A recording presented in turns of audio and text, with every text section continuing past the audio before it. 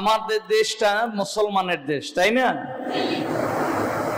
তিন দিকে ভারত, একদিকে বঙ্গোপসাগর। তাহলে এটাকে আমরা উদাহরণ দিতে পারি যে কুফরির সমুদ্র, কুফরির সাগর, সেই সাগরের ভিতরে তৌহিদের দ্বীপ বাংলাদেশ। কি বলেন, ঠিক কি না? তিন দিকে ভারত, একদিকে বঙ্গোপসাগর, মাঝখানে মুসলমান। এটা যদি মুসলমানরা আমরা সতর্ক না হই, এই দ্বীপ কুফরির সমুদ্রের ভিতরে বিলীন হয়ে যাবে। ব্রিটিশ যুগ থেকে অনবরত অব্যাহত চেষ্টা চলছে কি করে এই তৌহিদের দ্বীপটা কুফরির সাগরের ভিতরে ডুবিয়ে দেওয়া যায়।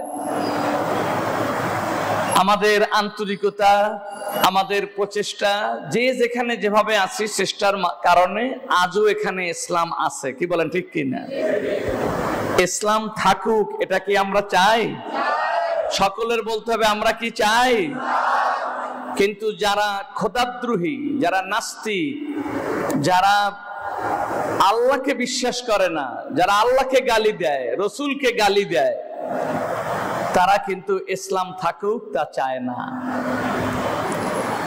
এখন যেখানে তাদের শক্তি অনেক বেশি, সেখানে আইন করে ইসলাম ঠেকানো হয়, আর যেখানে তারা সংখ্যায় কম, সেখানে তারা ষড়যন্ত্র করে ইসলাম ঠেকায়।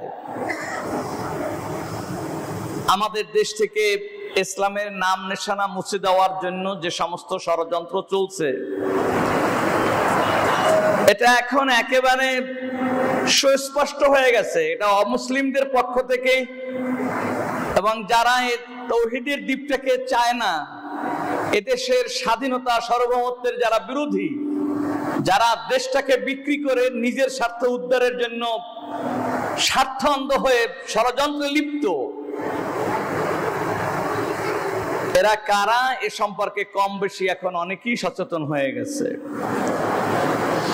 আমি আপনাদেরকে অনুরোধ করব, এই কঠিন সময়ে যদি ইসলাম, ঈমান ও ইসলাম নিয়ে থাকতে হয়, তাহলে দলাদলি, পরস্পর বিরোধ, অথবা মাযহাবগত বা তরিকাগত বা সিলসিলাই কারণে পারস্পরিক যে বিরোধ, এগুলোকে দ্বন্দ্বের ভিতরে না ফেলিয়ে সমস্ত কলেমাওয়ালাকে শ্রদ্ধা করা, ভালোবাসা, এবং সমস্ত কলেমাওয়ালা মিলে ইসলাম রক্ষার জন্য সচেষ্ট হওয়া প্রয়োজন।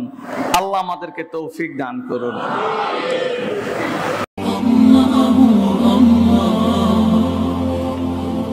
আপনারা দেখছেন এটিআর টেলিভিশন, সত্য প্রবর্তনে ঐক্য।